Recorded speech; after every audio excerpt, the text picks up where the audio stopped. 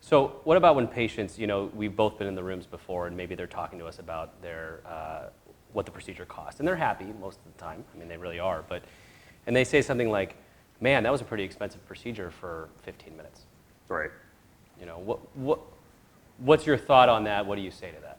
I don't say this directly, but my thought is what the insurance company and what people are actually, paying for, it's not the minutes, it's the years, right? Yeah. It's the years in order to, I think it's kind of weird, most of our procedures that we do nowadays are in the office, so patients are awake, they're there, they're with it, they're seeing us, and part of the art to doing what we do is being able to tactfully and artfully deal with somebody when they're awake and talk them through a procedure while you're doing a procedure.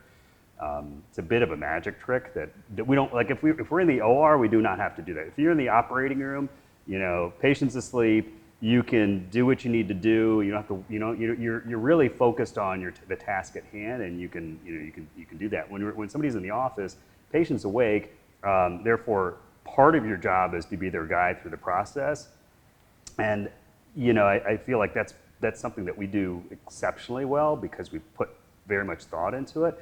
But the flip side of that is that when you do something sort of that seems effortless, that in fact took years and years of effort and process, it somehow almost comes back to sort of jump back up at you. Right. And that's what we do. We do that every day. And not that we're going to not do that, but I think somebody might say, that seems simple and easy, and yeah, and it was pretty quick. And yes, all that's true. Anywhere other than here, that simple and easy thing would have taken massively longer. Right. A typical procedure that we can do very quickly in another setting is usually 10 times longer than that. Right. And also not with that level of tact and artfulness. And so, yeah, I mean, at the end of the day, we're paid to do a job and get the job done and do that in the right way and how we would want to have something done. And we hone those skills. We hone our surgical skills and our bedside manner, all those things to try to be the best that we can be.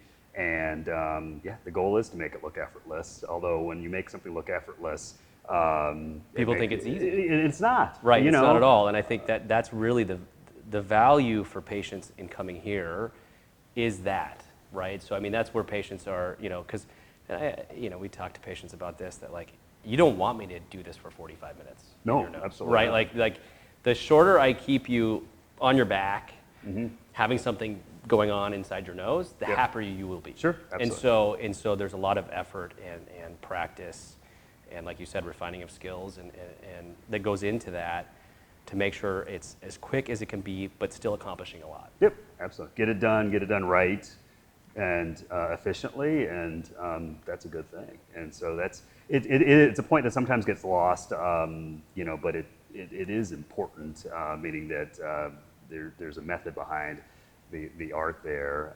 And there's also a lot of hidden work that's happening, because it's not even just, I guess when you go beyond the actual procedure itself, when we're doing a procedure, that's great, but in order to be able to do that procedure, you need to be a board certified ENT surgeon, which takes decades in the making. And so there's not many of us. So as far as ENTs in the world, there's about 300 ENTs that come out of training every year in this country. So 300, they're not talking about a lot. And so you take that limited resource and you further train it up, and